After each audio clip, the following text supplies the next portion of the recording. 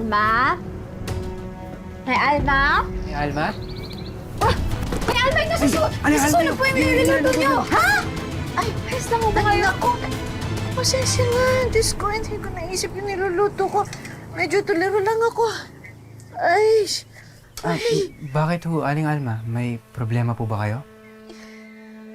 naalala ko lang yung tatay ni Elias, si Edgardo. Hoy, sir, balik ulit kayo dito, Bukas na bukas, hindi ito ako ulit. Promise yan, Sige, promise. Salamat talaga.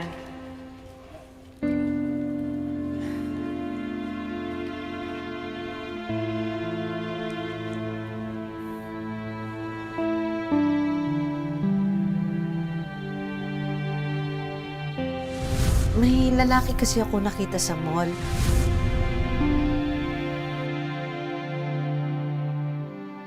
Edgardo?